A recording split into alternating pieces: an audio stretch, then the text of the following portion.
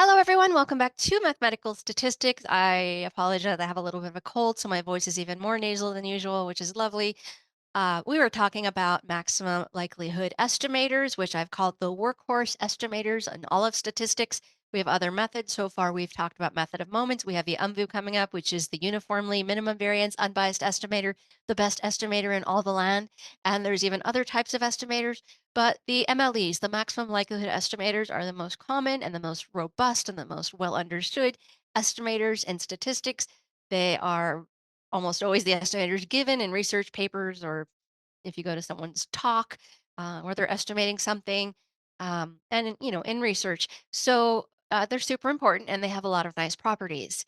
If you have data, which for us is a random sample x1 through xn from a distribution with an unknown parameter theta, which could be a scalar or a vector valued, the maximum likelihood estimator for theta, or the values in theta, are the values in the parameter space that make the observed data most likely.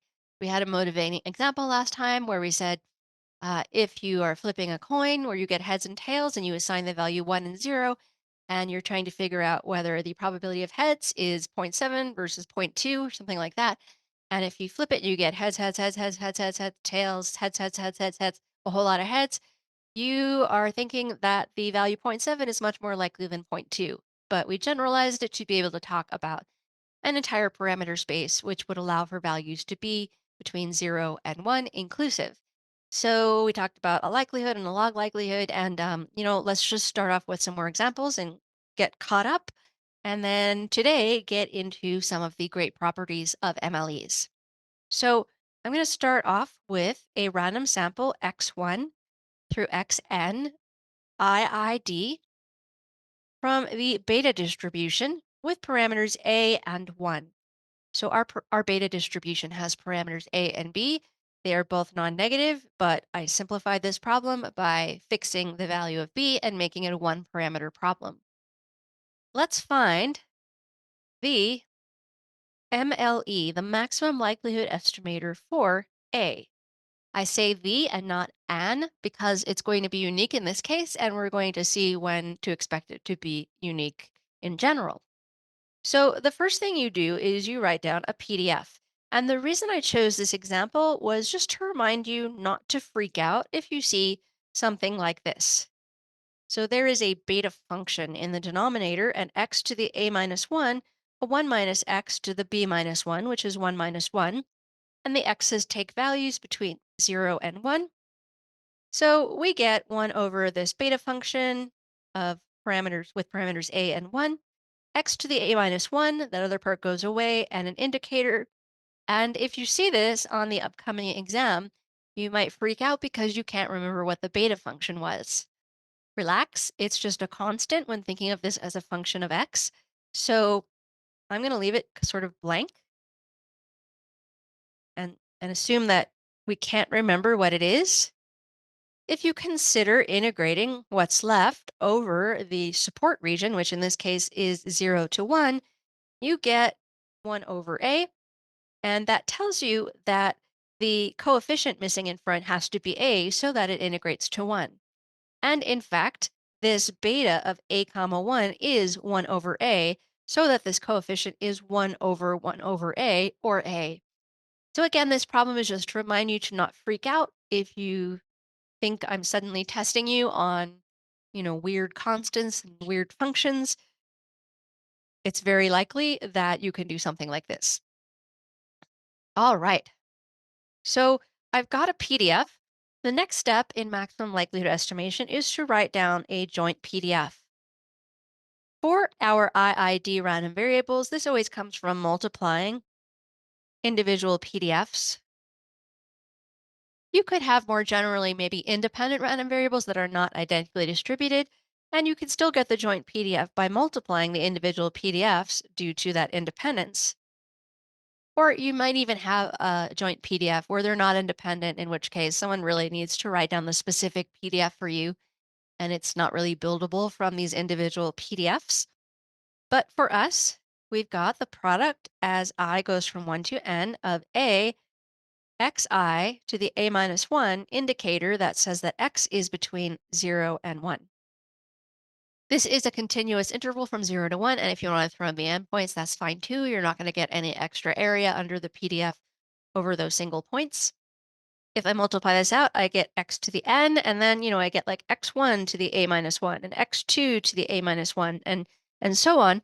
And you can pull that exponent out and multiply them all first, and then raise it to the exponent. So we're going to get the product as I goes from 1 to n of xi all to the a minus 1, and then finally a product as I goes from 1 to n of the indicator that says that xi is between 0 and 1. So there is our joint PDF. The next step in maximum likelihood estimation is to write down a likelihood.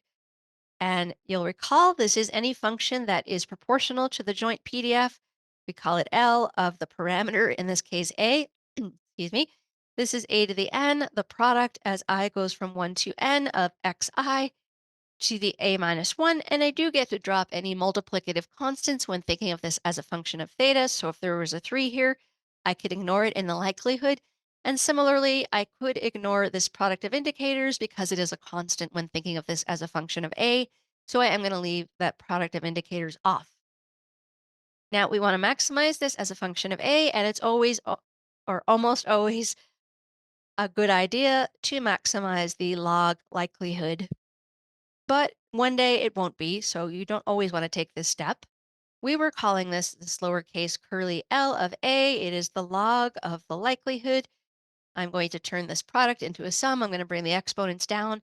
I get n times the log of a plus a minus 1 times the log of that product. I'm going to bring the product in. This is going to be or out. This is going to be the sum as I goes from 1 to n of the log of the xi. So to maximize this, I'm going to take a derivative with respect to a. And looking at this, I get n over a plus the sum as I goes from 1 to n of the log of the xi. Because I have this times this, and the second thing I circled is a constant, so the derivative of that product with respect to a is just that second thing I circled. And then I have this times this, which is constant with respect to a, so that derivative goes away. And for that reason, I could have left this off up here. And I could do that by thinking of this as the product all to the eighth power, and then the product all to the -1 power, where now you can see a multiplicative constant with respect to a, and you could drop it. But if you didn't drop it, as we did not, it will go away anyway. Okay, so continuing, I'm going to set this equal to 0. I'm going to solve for a, make every x capital, and put a hat on it. Then we end up with the maximum likelihood estimator for a is negative n over the sum as I goes from 1 to n of the log of capital Xi. Outside of this class, you should definitely check that you didn't minimize it or find some kind of saddle point, because we just figured out where the derivative was equal to 0, and that happens, not just for maximum, but for minimums and saddle points. And so you should check by taking a second derivative and looking at the concavity of the function. But in this course, it's not really my focus, the calculus. I'm not going to try to trick you. Um, in fact, maybe I'll have a weird likelihood at one point where I'll specifically say, check to make sure you maximized and didn't minimize the function. But yeah, out there in the world, if you're doing your own research, you're writing a paper, you're doing homework for, maybe you're not in this class, but you're doing it for your own math stat instructor, you may have to actually do some second derivative stuff here to check that this maximized the likelihood as opposed to minimizing it. But we're done. And by the way, this value makes sense. There's a negative there, which seems a little concerning because I don't know if I reminded you here, but yes, the parameter is positive. So why is this kind of looking negative? It's not, because all the x's live between 0 and 1, and the log of numbers between 0 and 1 is negative. So that sum in the denominator is negative. So the whole fraction is positive. So it makes sense in at least that respect. I mean, it's not a total check, but that's, like a sanity check. Let's do one more example before getting into properties of MLEs.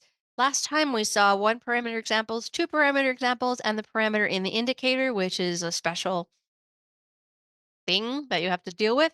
Here I'm going to combine those. We're going to look at two parameters, and one of them is in the indicator. So let's say we have a random sample IID from a distribution with the following PDF. This one doesn't really have a name, which is why I didn't say IID and then write a name. It's going to be a function of a parameter theta and another parameter lambda. And it is theta lambda to the theta x to the negative theta plus 1, and an indicator that says that the x's have to go everywhere from lambda to infinity. And the parameter space here is that the lambda and the thetas both have to be positive. Otherwise, you're going to have an issue here. If this is negative, you're going to have a negative PDF. Perhaps lambda could be negative if your theta was a positive even integer. But in general, you're going to have trouble if lambda is negative. And so I'm just going to define the parameter space for us and say that both theta and lambda are strictly positive.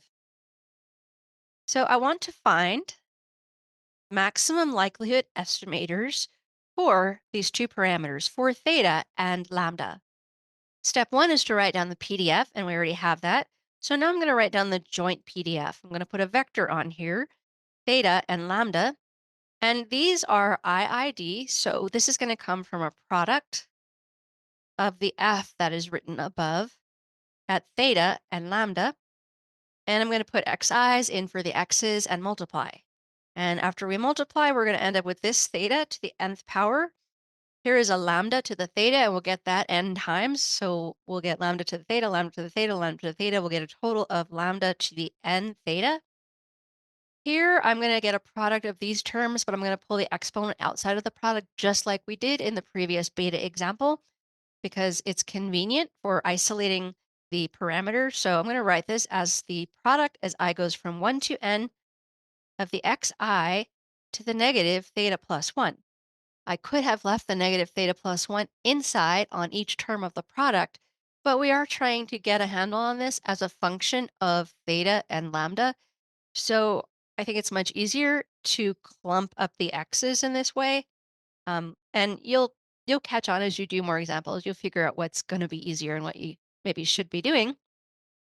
Finally, have a product from 1 to n of indicators saying that each xi is between lambda and infinity.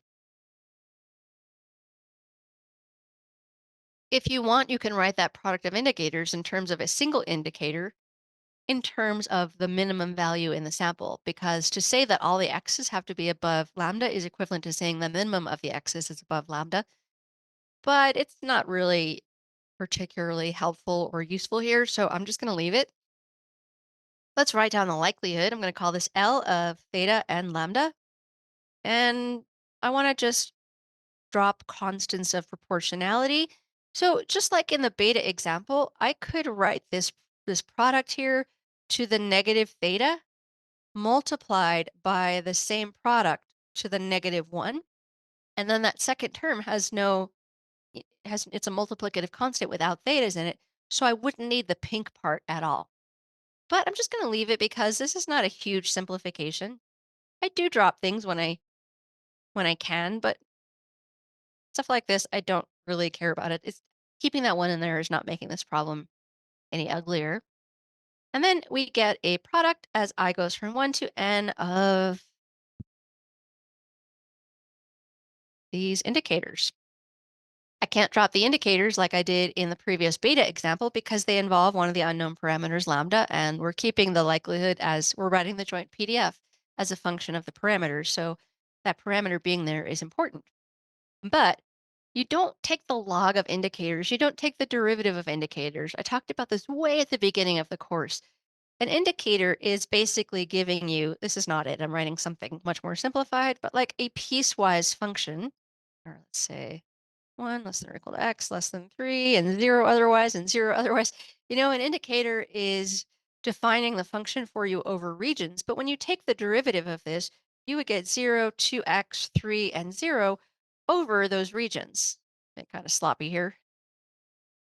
You don't take the derivative of things like this, but they are important to keep in mind because they are a part of this problem.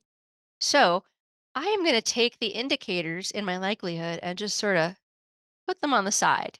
Keep them in mind. Keep them tucked away until we need them, because I really don't want to go forward taking logs and derivatives of this with an indicator in it. So let's take the log. I think this is definitely going to be simplifying. The log likelihood,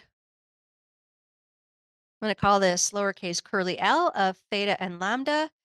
This product is going to turn into a sum. All the exponents are going to come down. I get n log theta plus n theta log lambda minus theta plus 1 times the log of the product. And you can absolutely write the log of the product and continue this problem and give your answer in terms of the log of the product. I like to actually take that product out and write it as a sum.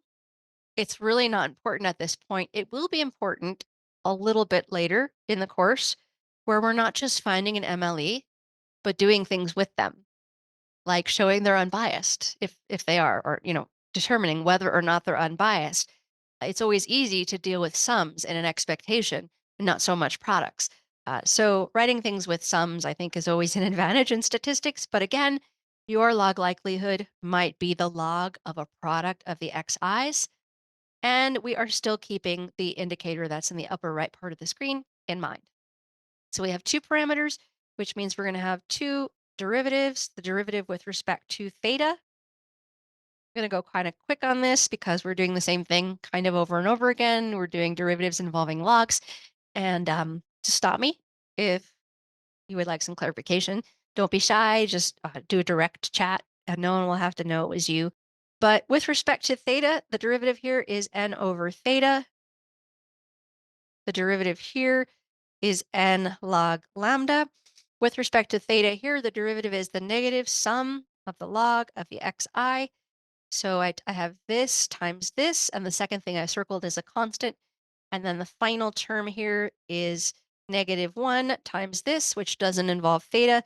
So if you did bother to write that, you'd have a -0 when taking the derivative with respect to theta, which is why we could have dropped that +1 exponent back up here or left it because it goes away. It doesn't matter. Okay, let's set this equal to 0. And I have another parameter. So let's take the derivative with respect to lambda. Going back up here to this line, let me get rid of some of this mess here. The first term has no lambdas, so we get 0. The second term's derivative with respect to lambda is n theta over lambda. And the third term has no lambdas, so we get this, and I'll set it equal to 0. And so this equation is problematic. This fraction is not going to be 0 ever because the sample size n is a positive integer. Theta was given to be something positive.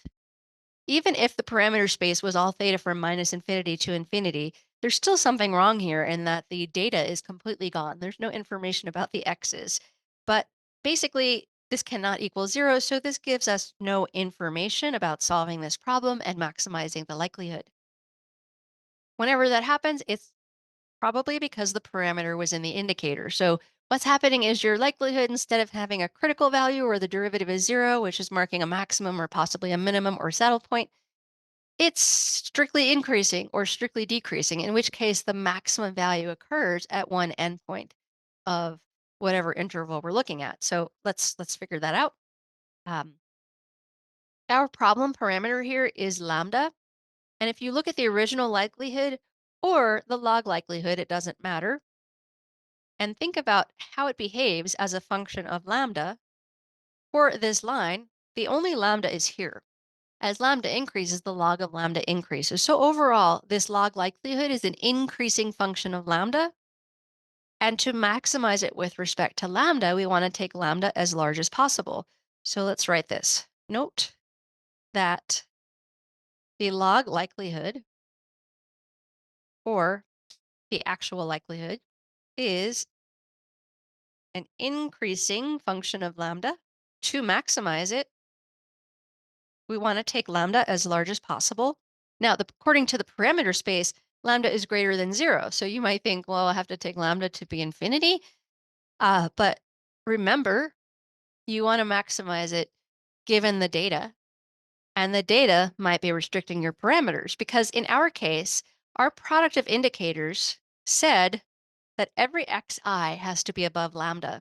So if we were to try to draw a picture of this, there's some lambda and then the data is up here somewhere, and we can't get the data below the lambda. Equivalently, we can't get the lambda above the data. So if those x's on this number line are the data, and this is kind of a guess for lambda, and I want the largest lambda, I could like scoot this up. That's an arrow. I don't know if you can even see that until it reaches the minimum value of the data. So let me finish off this list of bullets. The largest possible lambda given the data is the smallest data point. So the MLE for lambda, which I'm going to call lambda hat, is the minimum value in the data. I'm using those parentheses in the subscript, which is different than saying x1. This is the minimum of x1 through xn. We've got one of our parameters, but this was a two-parameter problem. So here is the log likelihood, the derivative with respect to theta, the derivative with respect to lambda, which gave us no info and sent us off on that little journey. So now I'm going to go back to this one that did have some info. I want to solve the system simultaneously, so I'm going to plug that minimum in here and solve for lambda. Make sure all the x's are capital so that you have a random variable as your final answer and put a hat on the theta. And we end up with the MLE theta hat is going to be n over the sum as I goes from 1 to n of the log of the xi minus n times the log of the minimum. Yes, in real life, especially if you're doing this for someone else, you're doing the statistics for them and putting in their report, you should make sure that you didn't minimize the function or find any saddle points. But we did maximize the function. And as a sanity check, note that um, this theta is a positive value as it should be, because here we're taking the log of each of the x's and adding them together. And here we're taking the smallest one of them and looking at n of those. So we're dropping, like, we're not considering higher values of x's. So the thing I circled is definitely larger than the thing I just underlined, and this is positive. So it makes sense in that respect. But yeah, these are the MLEs, the maximum likelihood estimators for lambda and theta. So it's time for us to talk about wonderful properties of MLEs. We are going to have a list where we're going to go through and prove them, but the first property I do want to bring up through an example. So let's suppose we have x1 through xn iid from the exponential distribution with rate lambda. We already found the MLE for lambda. This was one of our first MLE examples. It was 1 over x bar. And we already saw that that is a biased estimator for lambda way back in this course when we first defined a biased or unbiased estimator. So I don't want to do that again, but what I'd like to do now is to find the MLE for not lambda, but a function of lambda, which I'm going to call tau of lambda, and I'm going to define that function to be lambda squared. What do? Do you just plug in your MLE? That's what we're about to find out. Let's say we don't know what to do. I'm going to write down the PDF for the exponential and then the joint PDF. And because we've seen the exponential PDF so often, let's go straight for the joint PDF.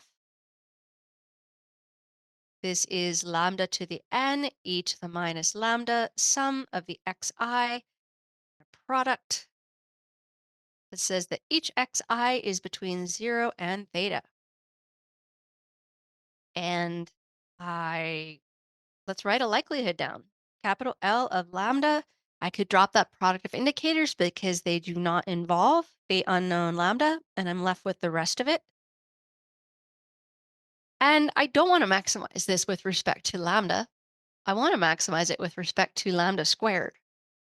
So I'd like to look at this as a function of lambda squared. So I'm going to rewrite it as lambda squared to the n over 2 e to the negative square root of lambda squared times the sum of the x's.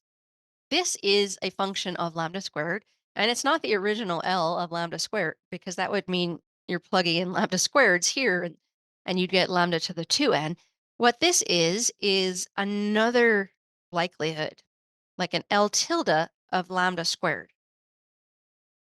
I don't really need that notation for this example, but I'm going to need it after this example. So I've reparameterized the problem, and I want to maximize this likelihood with respect to lambda squared. So I want to take a derivative with respect to lambda squared and so on. And like most of our other examples, this is going to be easier to maximize if we first look at the log of this alternate likelihood. I'm going to call this lowercase l tilde of lambda squared. I'm going to take the log of the thing I just circled, giving me n over 2 log of lambda squared minus the square root of lambda squared, sum of the xi. And now I'm ready to take the derivative with respect to lambda squared, remember, and not lambda. So, I'm not going to do like a chain rule thing in here. Lambda squared is the symbol. The derivative of, say, log of x is 1 over x, or the derivative of log of a function of x is the derivative of that function over that function.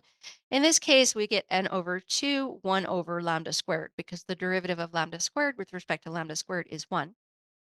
And then the lambda squared to the 1/2 is basically what we have in the second term. So I'll bring that down. I'll get minus 1/2 lambda squared to the 1/2 minus 1, or negative 1/2, times the xi.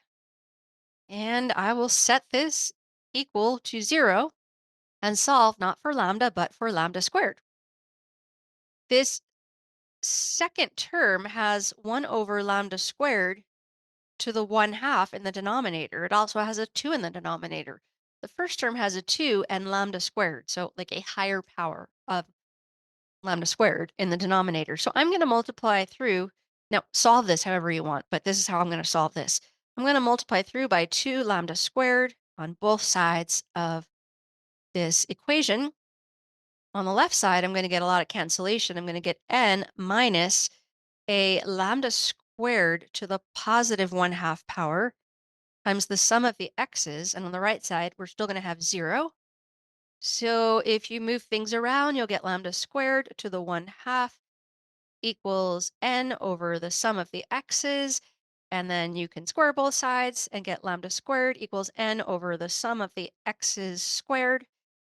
And that's all algebra. But to finish this, make sure you put a hat on it and you put the capital letters back in so that you're giving an estimator, which has randomness, for which we can talk about probability and expectation. And this is 1 over x bar squared. So our tau here of lambda was lambda squared. We were trying to estimate this, and what we got was our estimator for lambda squared. This happens to be our MLE for lambda plugged into the tau function, and it was not a coincidence. This sort of thing is always going to happen for MLEs. And once we've proven that, you can use that fact and you can say, if I want an MLE for a kind of complicated function, I'm just going to find the MLE for the simpler parameter and plug it into the function. This is the invariance property of MLEs, and it's really, really useful. I know I should write that right there, but I'll write it on the next slide. Let me know if that doesn't make sense. Otherwise, yeah, let's talk about this a little more generally. The invariance property for maximum likelihood estimators. So I'm going to let theta hat be the MLE for theta. So this assumes that it both exists and is unique. I said the MLE. And we're getting there. We're getting to a list of properties where we can go through and prove each one rigorously. Um, Consider estimating not theta, but a function of theta called tau of theta. So I'm going to let tau of theta hat be the MLE for tau of theta. And the punchline is that the invariance property of MLEs says that if you want to estimate this function of theta, you can just go ahead and estimate theta and plug it into the function. So in the previous example, we wouldn't have to go through that whole parameterization. We would say, if you want the MLE for if you want the MLE for this, and you know the MLE for lambda is 1 over x bar, now you know that the MLE for this entire function is by the invariance property tau of with the MLE plugged in, which is 1 over x bar squared. And you don't have to go through all of those extra and very ugly steps, which were pretty ugly even for that simple problem. They're going to get a lot worse.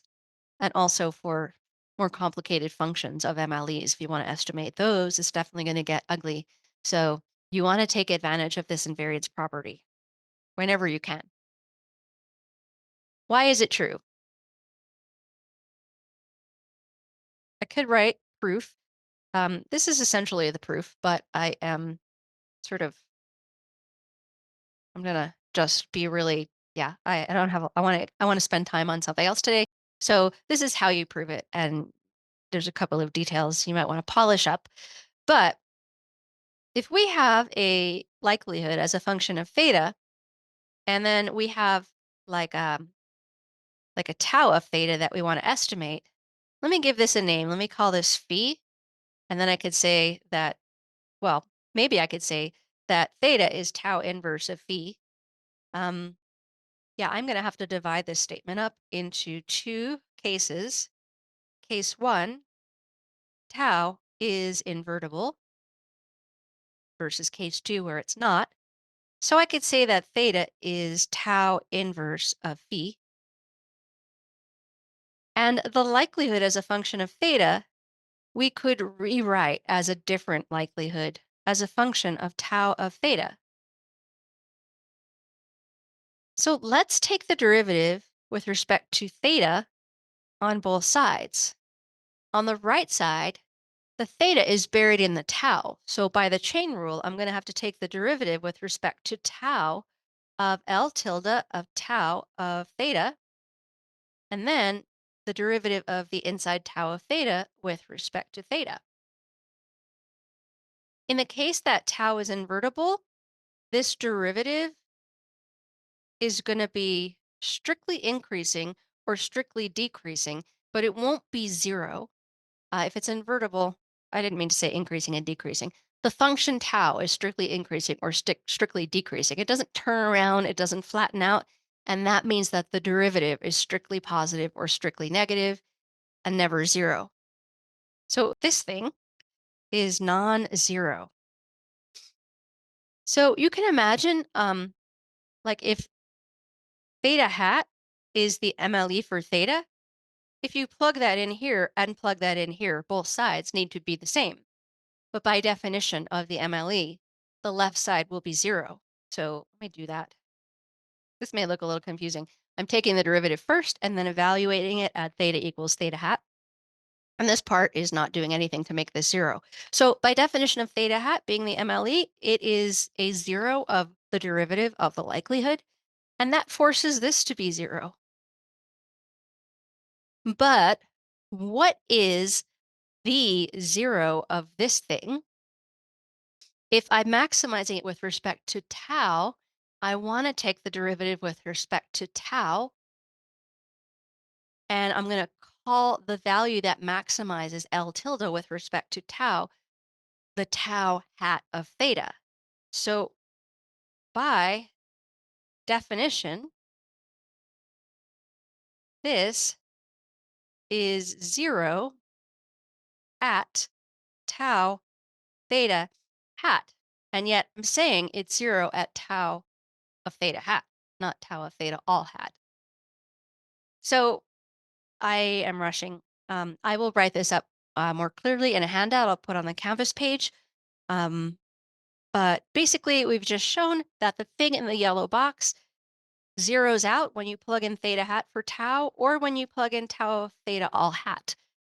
And if the likelihood has a unique maximum, which is one of the things I want to show in a list of properties coming up, that's essentially how you show that tau of theta hat equals tau of theta. These are both the values that will zero out the thing in the yellow box.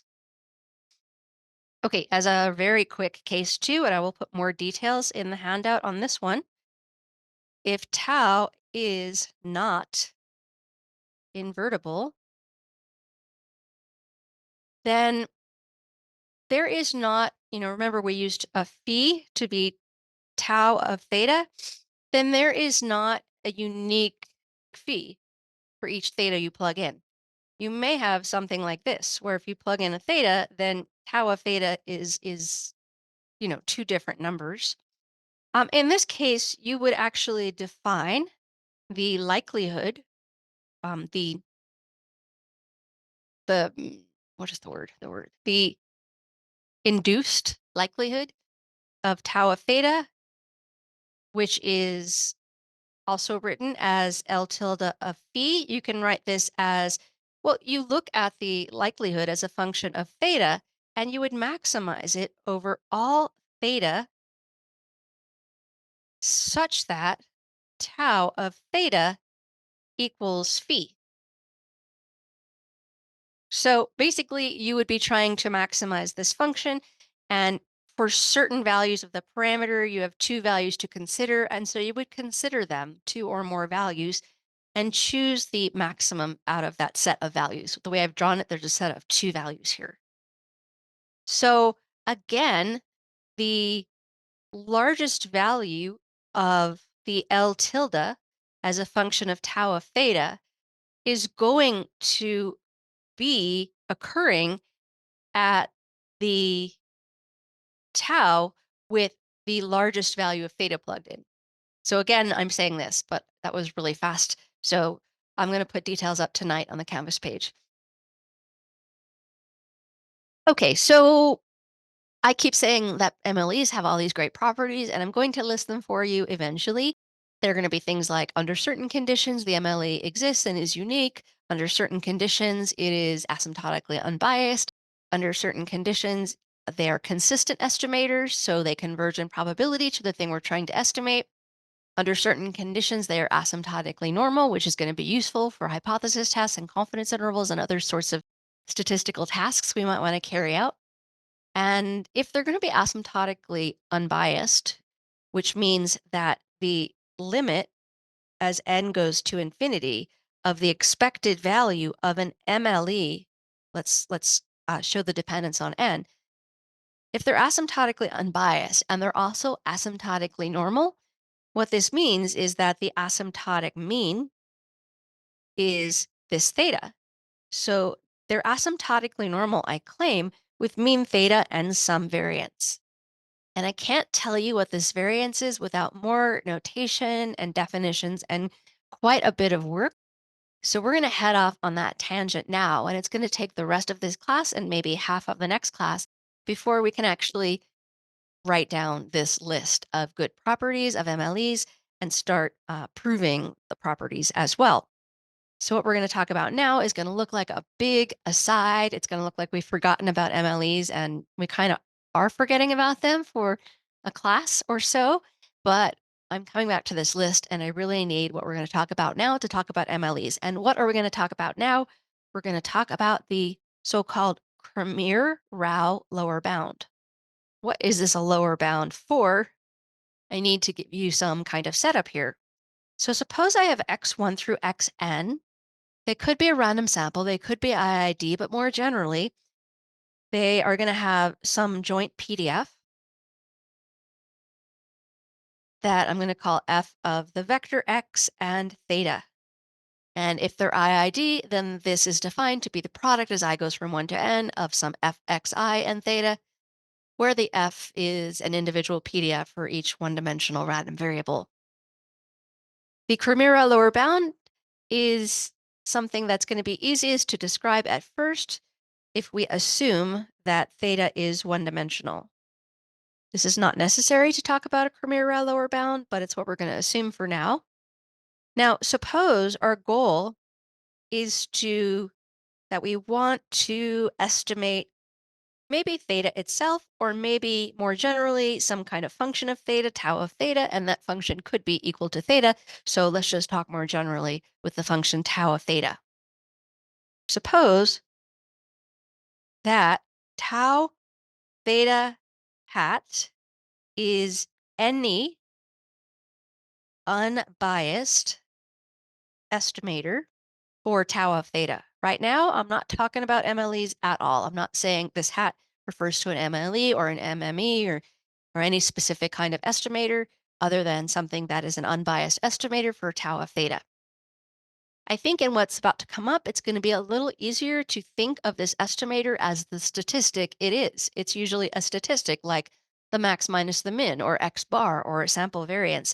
So I am going to give this another name. I'm going to call this capital T for like a random variable. And T is going to be some sort of function, T of the data, the capital X's, right? So this is going to be the statistic that we're going to use to estimate tau of theta unbiasedly. So with that set up, I am ready to tell you what the Cramér-Rao lower bound is actually bounding. Here is the punchline. The variance of T is greater than or equal to this thing I'm about to write down. So what the Cramér-Rao lower bound is a lower bound on the variance of all possible unbiased estimators for this tau of theta. It's going to be a ratio. In the numerator, I'm going to have a tau prime of theta. That's the derivative with respect to theta, all squared. And in the denominator, a pretty interesting expression. I was going to say maybe threatening expression, but it's really not as bad as it looks. So this is the expected value of the derivative with respect to theta of the log of the joint PDF with the capital X's plugged in. And theta, if there were no capital X's, there's nothing to take an expectation with respect to here. There's no randomness. Then I'm going to close these parentheses, make sure I square this quantity, and close that bracket. This is the Cramér-Rao lower bound for the variance of all possible unbiased estimators of tau of theta. So if I estimate tau of theta and you estimate tau of theta and your neighbor estimates tau of theta and we all, make sure we have an unbiased estimator, but maybe they're all happen to be different and we all take the variances are greater than or equal to this quantity. And this bound is not necessarily a sharp bound, which means that there may not be any unbiased estimator for tau of theta whose variance actually gets down to this lower bound. We would say achieves this Cramér-Rao lower bound. But if you do have an unbiased estimator whose variance achieves or is equal to this Cramér-Rao lower bound, you necessarily have an unbiased estimator or the unbiased estimator with the smallest variance in all the land. And this is where we're getting into UMVU territory. But I don't really want to start talking about that yet because what does uniformly mean in uniformly minimum variance unbiased estimators? This is a different discussion. But this is the beginning of how we might find such a greatest estimator in all the land. If we can find an unbiased estimator whose variance actually equals the thing I circled, then we can't do any better. But again, it's not necessarily a sharp lower bound, so maybe the best lowest variance in all the world possible unbiased estimator for tau of theta would have a variance greater than this thing I've circled. It's not necessarily achievable. You'll notice that the tau function is only in the numerator of this problem or in this bound, and the numerator does not actually depend on the distribution or the x's or any like expectation of the x's, whereas the denominator contains all the information from the random sample. This denominator is known as the Fisher information, which is one form of information taken out of the sample. We're going to call this a capital I for information, a subscript n to show that it's dependent on n pieces of data.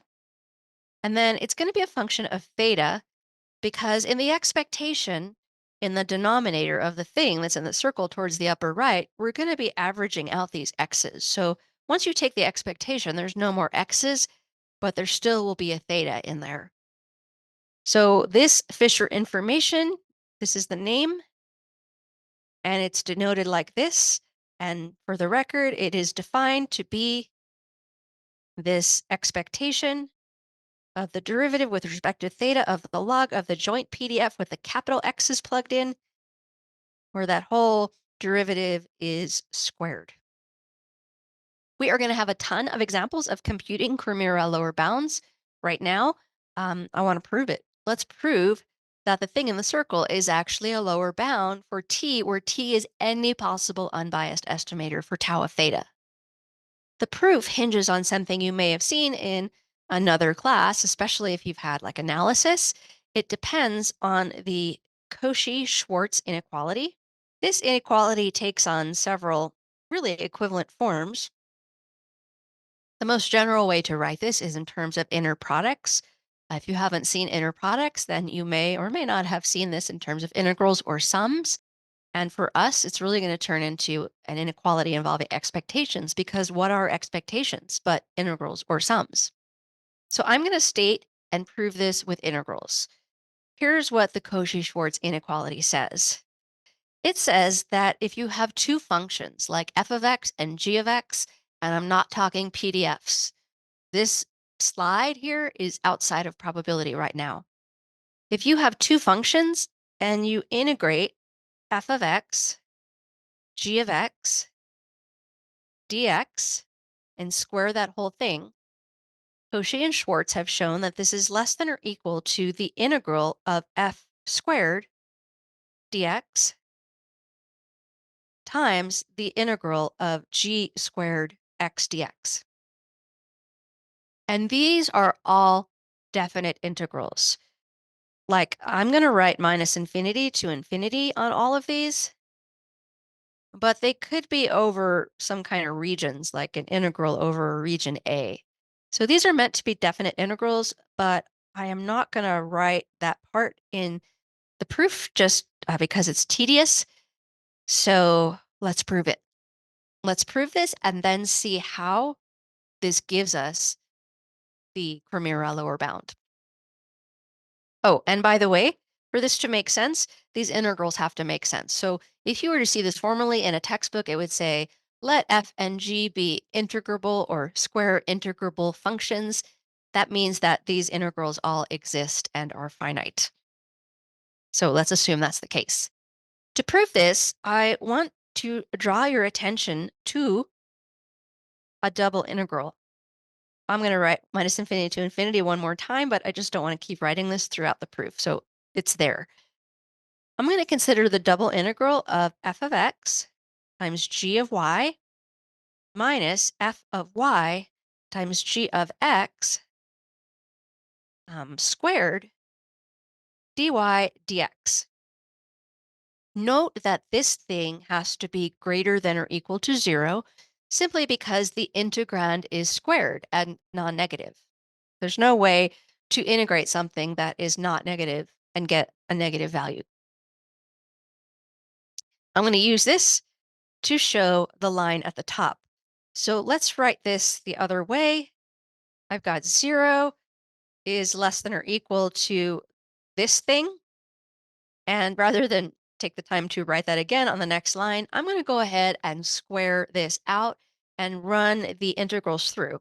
So we'll get the double integral of f squared x, g squared y, dy dx, minus 2 times the double integral of f of x, g of y, f of y, g of x, dy dx, plus the double integral of f squared y, g of x, dy dx. Looking at this, I wouldn't have guessed that that was non-negative, but it is because it's equal to the expression on the line above that is clearly non-negative. Let's simplify this a little bit. Remember, all of these integrals are over a region like minus infinity to infinity. And if that's the case, then if you're plugging stuff in for the x and y in the end, then this is identical to this. So I can just write one of those and put a 2 in front. Similarly, if you look at the other integral that I haven't yet circled, the way I've written it, the inner integral is with respect to y. So to compute that, you can take the x stuff outside of the first integral. Sorry, it's hard to read. And the inner integral will be the integral of f of y g of y dy, where y goes from minus infinity to infinity. Now that's the same thing as the integral from minus infinity to infinity of f of x g of x dx, right? You're plugging stuff in the end, so who cares what those variables are? So the integral with all the green stuff on it right now can be written as a single integral as opposed to a double integral squared. What I'm trying to say is that this whole line, we get two of the purple things, which look like this. And let me color code that. Minus, there's the minus right there, 2 of the integral of f of x g of x dx squared. Again, I had a double integral. I had f of x, g of y, f of y, g of x, dy, dx. And the first move would be to pull the x stuff out of the dy integral and then realize that this is a number because the limits of integration should be there. So then you can pull that entire integral out, and then you have the integral times itself. So that's how you get the integral squared, which is what I have up here. Okay, all of this is greater than or equal to 0. So I can drop the 2's, for example, or divide both sides by 2 and get that the remaining stuff here without the 2's is greater than or equal to 0. And before I write the next line, I want to simplify the first term a little bit.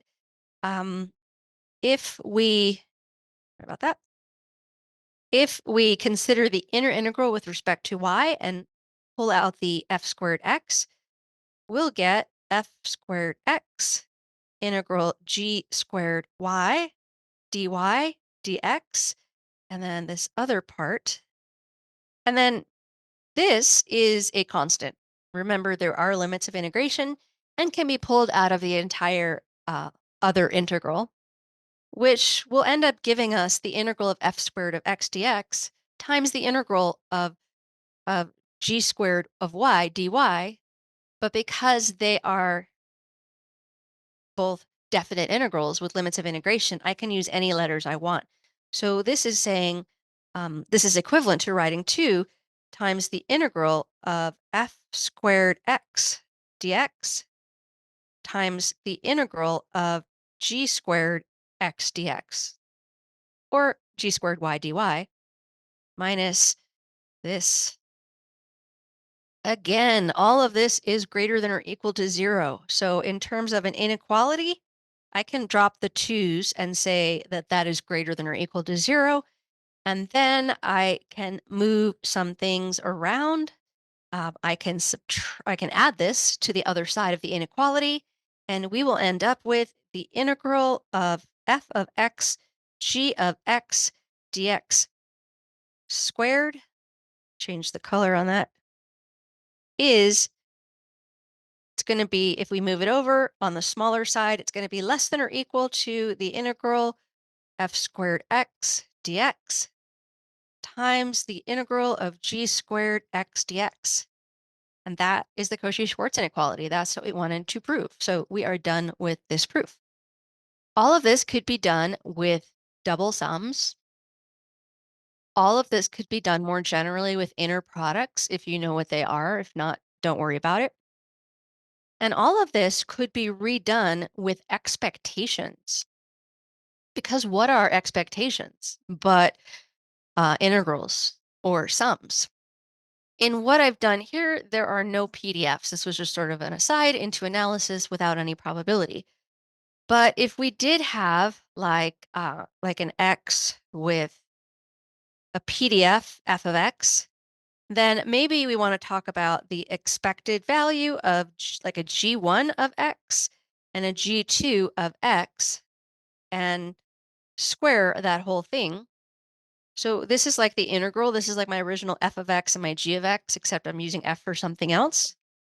And this will be less than or equal to the expected value of g1 squared of x times the expected value of g2 squared of x. So in homework problem number 4, you're asked to show this, and you don't really have to prove it from scratch. I would just look at our proof of the Cauchy-Schwarz inequality and figure out how to adjust it. Obviously, this f and g are replaced with g1 and g2, and then you end up with an f of x dx. You end up with the PDF in front of all of the dx's so that these integrals actually represent expectations. So we'll talk about that at the beginning of class next time if you're having any trouble with it, or I have office hours, not only after class today, but I have extra office hours tonight from 7 to 8:30 at this link. And yeah, so we're going to use this result. This is the Cauchy-Schwarz inequality in its expectation form. What are we trying to do? We want to prove that Cramér-Rao lower bound. Rather than recapping it, I'm going to go back up here and just point to it. Here it is.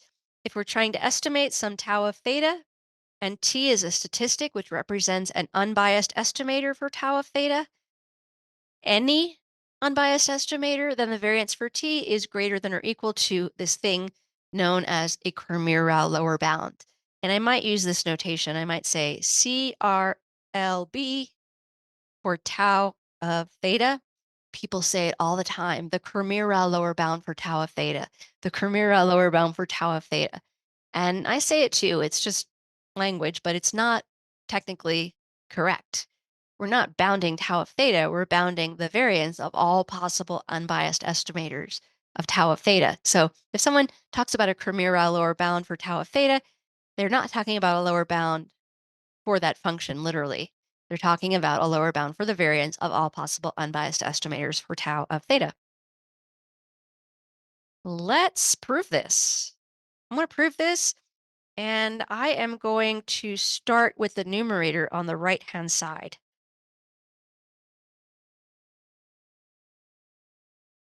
So, proof of the Cramér-Rao lower bound. I am going to show that tau prime of theta is equal to the expected value of t minus tau of theta times the partial derivative with respect to theta of the log of f of the vector of x's and theta, and that's it. If we can show this, we are done, because then we will have that tau prime of theta squared is equal to this huge expectation all squared, and by the Cauchy-Schwarz inequality, this will be less than or equal to the expected value of the first part squared times the expected value of the second part squared. Make sure those x's are capital. And then we're done, because this is the variance for t, because t is an unbiased estimator for tau of theta. So this is the expected value for t. And so we've got like the expected value of an x minus its mean squared. This whole thing is the variance for t. So we will have that Cramér-Rao lower bound if I take this and divide it to the other side. But you can see that there could be a problem here. We do need this to be greater than 0. It's definitely not negative because it's an expectation of something squared, but it could be 0. So we need it to be greater than 0, and we also need it to be a finite expectation. Otherwise, we're doing crazy stuff. We're dividing by infinity. So we need this to be between 0 and infinity strictly. And this is one of 3 so-called regularity conditions. And I totally forgot to talk about those. When I first wrote down the Cramér-Rao lower bound, before the then, I should say under certain regularity conditions that I've not listed in my statement of the Cramér-Rao lower bound, but we're sort of discovering as we go. So to fix that, after we prove this, I will restate the whole Cramér-Rao lower bound and make sure I include those regularity conditions. For most of our distributions in this course, like on your table of distributions, this expectation is strictly greater than 0 and finite, so this won't be a problem, but this is, again, the first of 3 conditions we'll need in order for the Cramér-Rao lower bound to be computable and make sense. So we just showed, then we will have, why we'll get the Cramér-Rao lower bound if we can prove this statement, and this is what I want to prove right now. And along the way, we're going to discover a couple more regularity conditions. So let's try to show this. I'll call it like asterisk, and we'll prove that down here. So proof of this asterisk. I'm going to start with the left-hand side, which is usually not what I would think of when looking at an expression like this. It's usually easier to take something complicated and simplify it down than it is to go the other way. I don't know if that's a true statement, but that's probably what I would think of doing first. But this one I find is easier to start with the left-hand side. So the tau prime of theta is the derivative with respect to theta of tau of theta.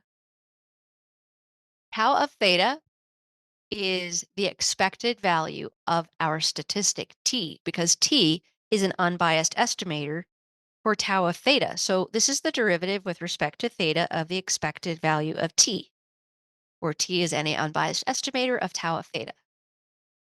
How do we compute this expectation? The t is a function of all of the x's. I guess I'm using this sort of t. And so if you want the expected value of t, which is the expected value of this thing, what you need to do is it involves n random variables, x1 through xn. So you need to put the function with the lowercase x's in front of the joint PDF, and you need to integrate over the whole world n times against dx1, dx2, out through dxn. A shorthand way to write this, I'm not sure if we used this before, is to just say this is going to be the integral of t of x, f of x, and theta, and then put a dx with a vector on it. I could put minus infinity to infinity, or I can proceed like I did earlier and say, assume this is a definite integral. So note this shorthand notation for an n-dimensional integral. And let's go back up here.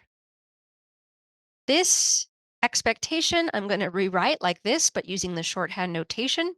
So I've got a derivative with respect to theta of an integral of t of the vector x against the joint PDF for the x's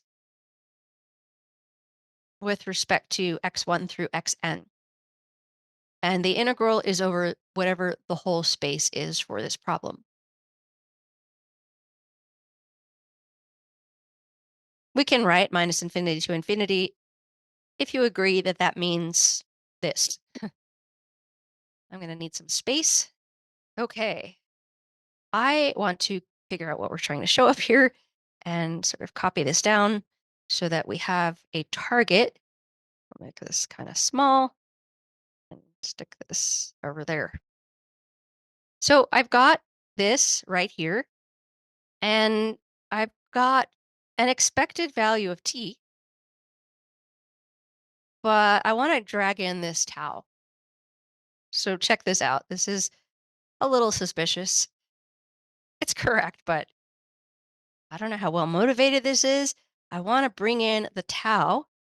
So I am going to subtract tau of theta times the derivative with respect to theta of the integral of the joint PDF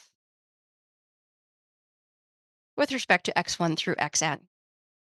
This integral is 1. This is integrating the PDF over the whole region. And so this is the derivative of 1, which means this whole thing is 0. So I've really subtracted 0 from the line above, and that's why I can put that there. I'm going to need that space back, so erase. For my next move, I am going to bring the derivative in. I'm going to bring the derivative inside the integral. And in this case, since my t of x doesn't depend on theta, I can bring it in further. And I'm going to do the same thing over here. This is not always possible. Can you always interchange a derivative and integral? And I can tell you in this case, in this context, exactly when it is not possible. These integrals are over the support for the PDFs. So if you have an integral that looks like 0 to theta, 0 to theta, etc., because maybe you're working with a uniform 0 theta, then you can't take a derivative and just bypass those thetas. This means that the Cramér-Rao lower bound is not going to work, at least this proof is not going to work whenever our underlying distribution has a parameter in the indicator. Right now, I am going to move that derivative in, and then I'll write a note about this. I'm going to move this tau of theta in as well. Why not? It's a constant with respect to x.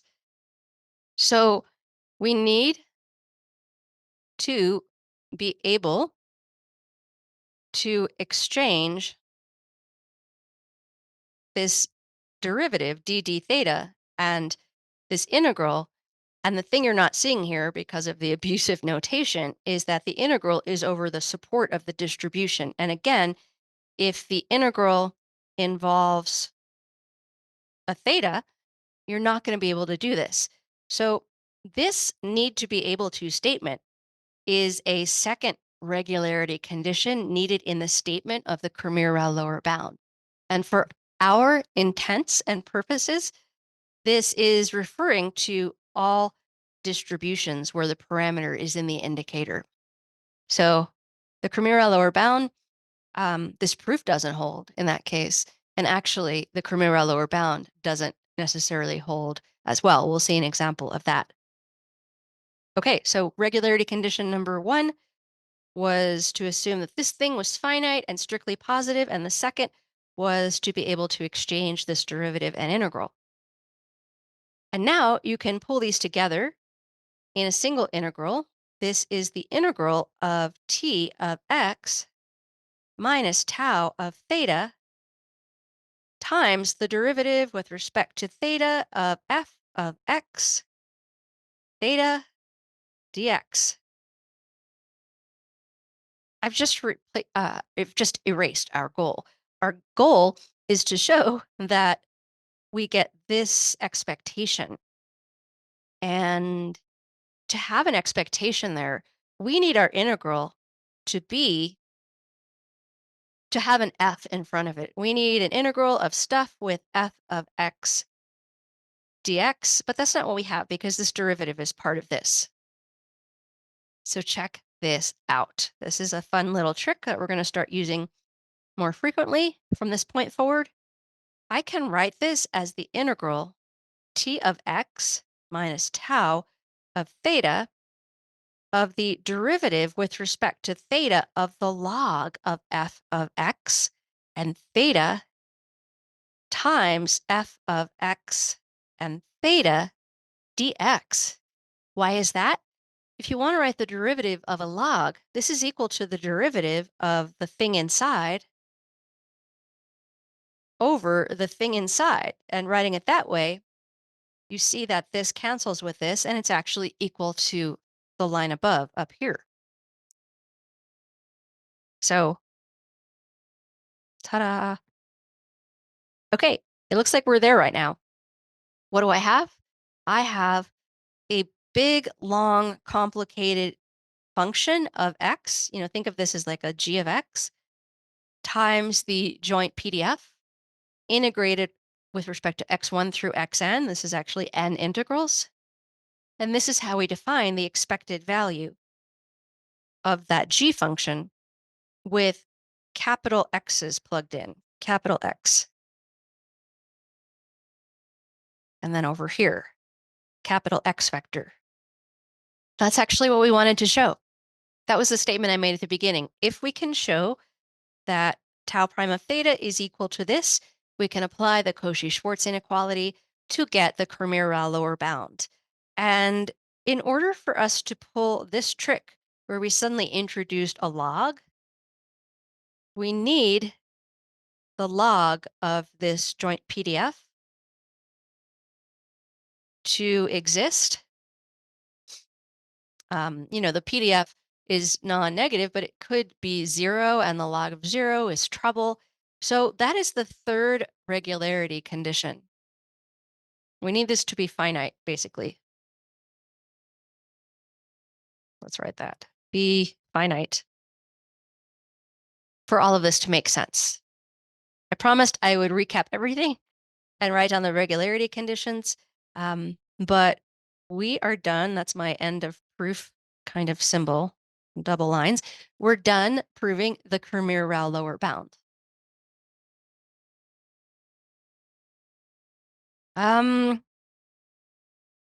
Yeah, I promised to restate it, so I guess I will, and include the regularity conditions. So let me just clean this up by saying we have x1 through xn with a joint PDF,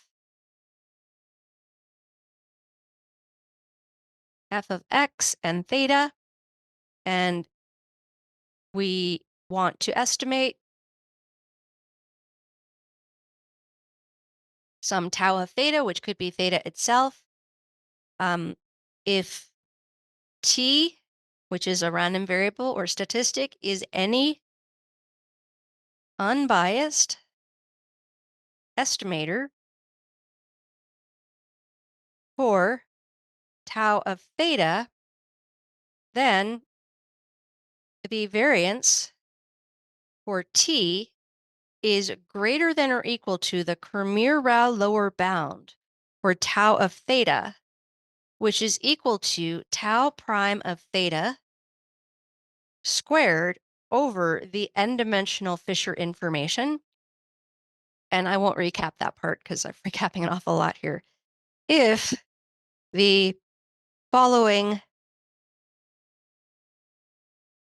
regularity conditions hold. Regularity conditions, again, are always like, is this smooth enough? Is this differentiable? Can you take this limit? Can you do this thing? So we had that the Fisher information has to be finite and strictly positive. We wrote it a little bit differently. We wrote that out the long way. We have that we need to be able to exchange the derivative d theta and the integral, which is going to be over an actual set. And if that set involves theta, we're in trouble. And number 3, we need the derivative with respect to theta of the log of f of x and theta to exist and be finite. I'm not going to test you on these conditions. You don't have to know them. The only thing you should keep in mind is that you can't use the Cramér-Rao lower bound anytime the parameter is in the indicator. So it's not going to make sense for a uniform 0 theta distribution. All right, so next time we're going to do an example. We're going to do many examples, but after we do the first example, I'm going to talk about some computational simplifications for the Cramér-Rao lower bound, because that computation, maybe not like this, but when you fill this in as the expectation it looks pretty nasty. And after we do our example, you'll see that it's, kind of a lot of work.